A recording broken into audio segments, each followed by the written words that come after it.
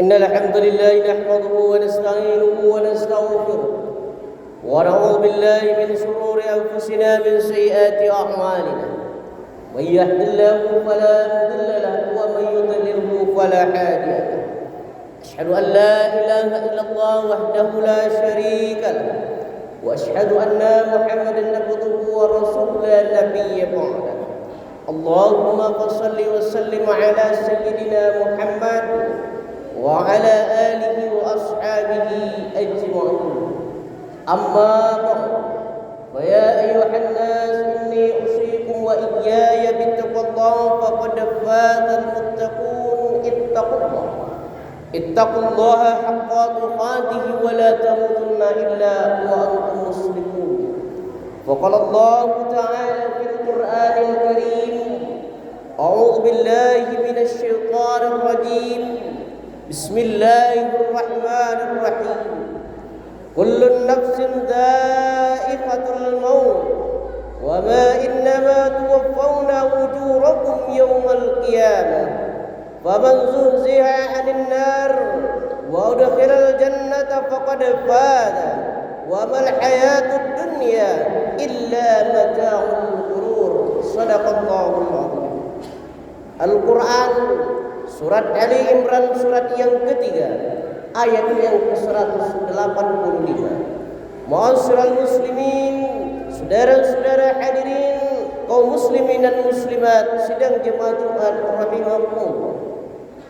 Pada siang yang berbahagia ini, hari yang mulia ini, mari sama-sama kita kembali bersyukur kepada Allah Subhanahu wa taala dengan ucapan alhamdulillahirabbil alamin.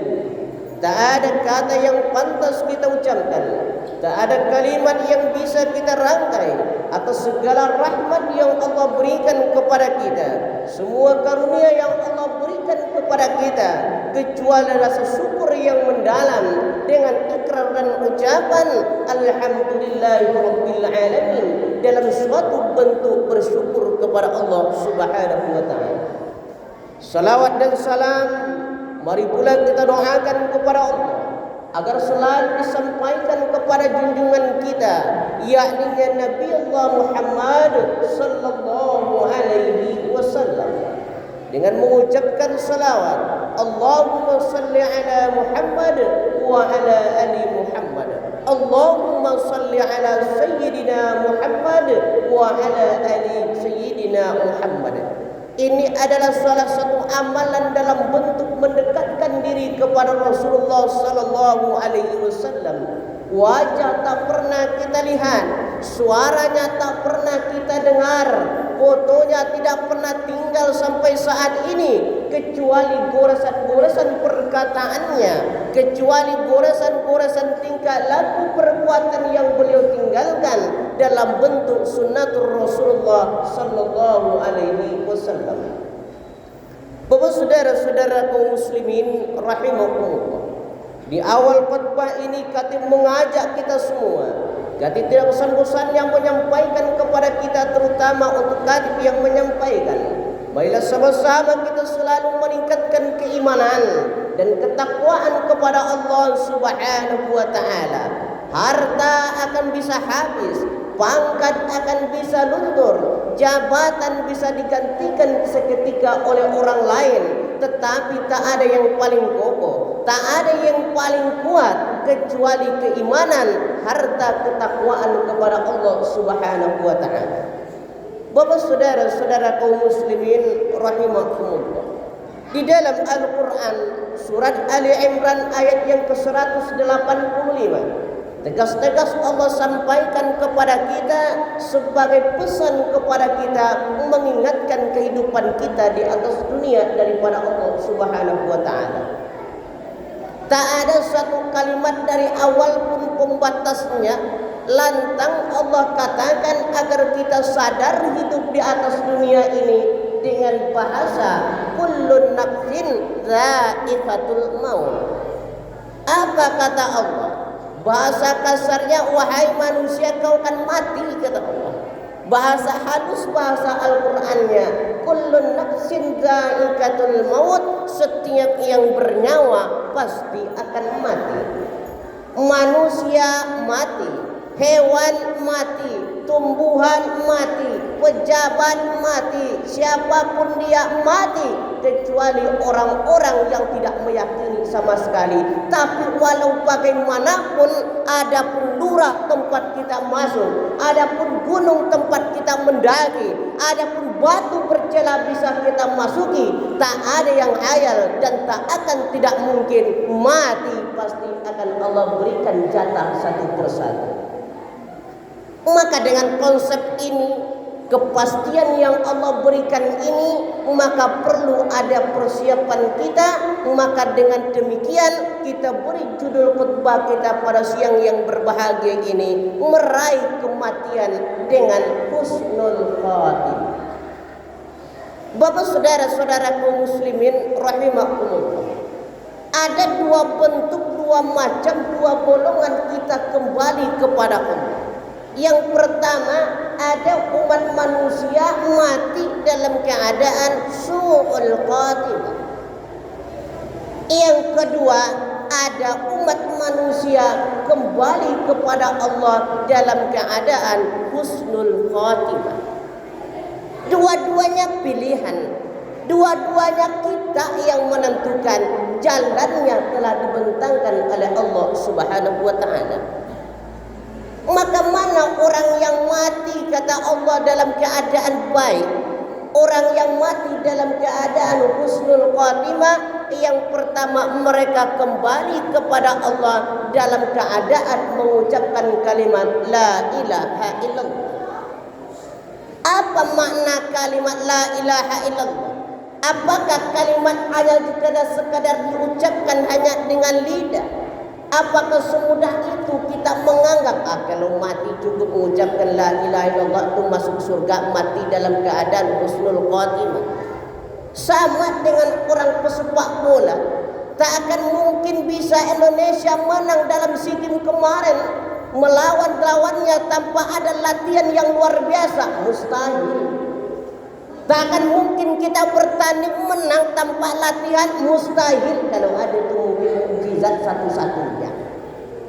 Tetapi kapan kita bisa mengucapkan kembali kepada Allah dalam kalimat la ilaha illallah? Ketika kita sebelum mati dibiasakan mengucapkan kalimat la ilaha illallah. Makanya imam selalu mengiringi kita, afdalu bizikri fa'lam annahu la ilaha illallah. Maka ketika diajak berzikir, maka sempatkan waktu kita, luangkan barang sedikit untuk sama-sama mengajari lidah kita, memfasihkan mulut kita supaya mati bisa ucapan kalimatul la ilaha illallah bisa kita dengungkan. Kalau mulut tak bisa berucap, sekurang-kurangnya hati bisa berkata bahwa kita tak ada Tuhan selain Allah. Ini yang pertama. Yang kedua, siapa dia yang mati kembali dalam keadaan husnul khatimah? Dia yang mati syahid. Siapa lagi? Dia yang meninggal dalam keadaan wabah, dalam keadaan penyakit yang diserangnya. Siapa lagi?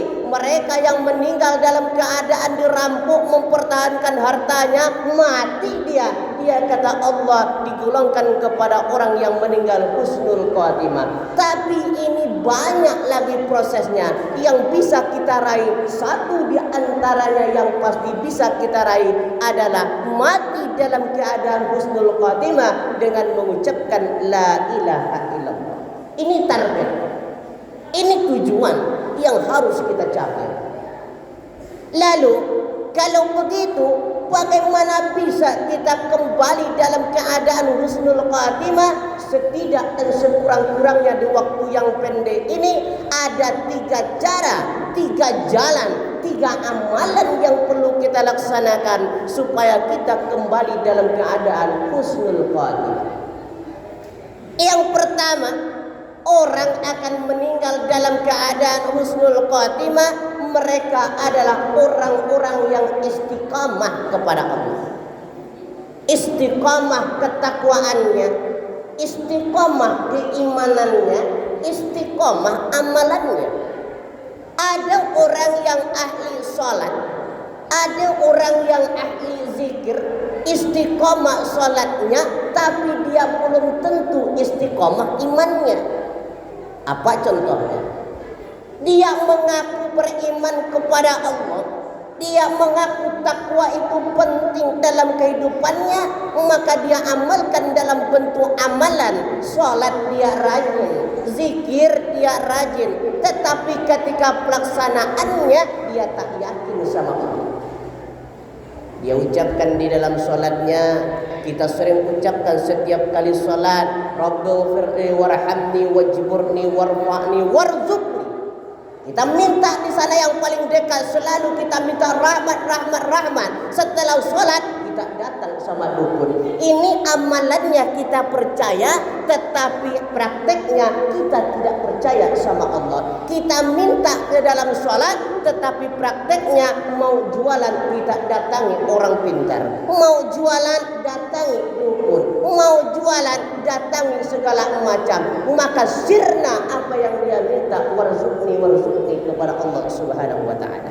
Maka istiqomah itu pertama istiqomah dalam keimanan, kedua istiqomah dalam ketakwaan, yang ketiga istiqomah dalam amalan. Allah janjikan, betul-betul menjanjikan kepada kita, orang-orang yang istiqomah dalam kehidupannya kepada Allah, Allah buktikan tidak hanya dunia tetapi juga di akhirat. Dunia Allah buktikan, akhirat apalagi. Apa buktinya? Di zaman-zaman para nabi Allah sudah buktikan betapa kehidupan dunianya dan akhiratnya orang yang husnul khatimah, dia itu istiqamah. Siapa dia yang terkenal? Orang yang paling terkenal husnul khatimahnya, istiqomahnya kepada Allah, seorang budak Fir'aun, seorang tukang sisir putri Raja Fir'aun, orang yang mengaku raja itu dia sebagai Tuhan, yakni seorang budak yang bernama Masyitah. Masyitah diam-diam memeluk agama Allah di zaman Nabi Musa. Dia itu memeluk agama Allah, tetapi Fir'aun tidak tahu. Lama-kelamaan Fir'aun tahu, maka Fir'aun murka, maka direbus hidup-hidup Masyitah, anak dan keluarganya. Tetapi apa yang terjadi? Allah balasi dengan sedemikian bukti daripada husnul khatimahnya seorang Masyitah. Apa yang terjadi? Ketika Isra dan Mi'raj Nabi Muhammad yang dikawal dan dibimbing langsung oleh Jibril, maka ketika terbang dari Masjidil Haram ke Masjidil Aqsa, Aqsa ke Sidratul Muntaha, maka Nabi mencium bau yang sangat harum. Sekian ribu kaki daripada bumi ke Sidratul Muntaha, maka tercium bau harum. Bertanya Rasulullah, wahai ya Jibril, ini bau apa gerangan? Bau harum yang begitu harum, tetapi tak pernah ada di atas dunia saya cium. Apa kata Jibril? Wahai Muhammad, bau yang engkau bau itu adalah bau harum yang bersumber dari kuburan Masyitah, seorang budak di zaman Fir'aun. Ini bukti daripada Allah, setiap kebaikan Allah tampakkan kebaikan itu. Yang kedua, bagaimana kita sikap istiqamah. Pendek saja di khutbah ini seperti, dan insya Allah poinnya dapat bagi kita. Orang yang ingin istiqamah itu dan husnul khatimah dalam kematiannya, maka segeralah berbuat dosa, segera minta ampun dan taubat kepada Allah. Ini yang Allah katakan, wasari'u ila maghfiratin min rabbikum. Bersegeralah kepada ampunan Allah ketika ampunan masih dibuka oleh Allah Subhanahu wa taala. Yang ketiga, apa amalan yang perlu kita laksanakan supaya husnul khatimah, berbaik sangka kepada Allah Subhanahu wa taala, baik dalam keadaan suka maupun keadaan duka. Kita kadang-kadang diberi rahmat baru ingat sama Allah. Tapi ada juga orang yang diberi musibah baru ingat. Ini jangan satu-satu. Ingatnya ketika susah, maka ingat ketika kita dalam keadaan senang. Jangan minta kepada Allah, kita ingat sewaktu sempit ingat Allah, ketika senang Allah diletakkan dikesampingkan. Ini adalah ciri orang yang su'ul khatimah, jauh daripada husnul khatimah. Berbaik sangka kepada Allah, insya Allah Allah akan berikan kebaikan kepada mereka. Barakallahu li wa lakum fil Qur'anil azim wa nafa'ani bi iyyakum wa la zikil hakim innahu huwal ghafurur rahim.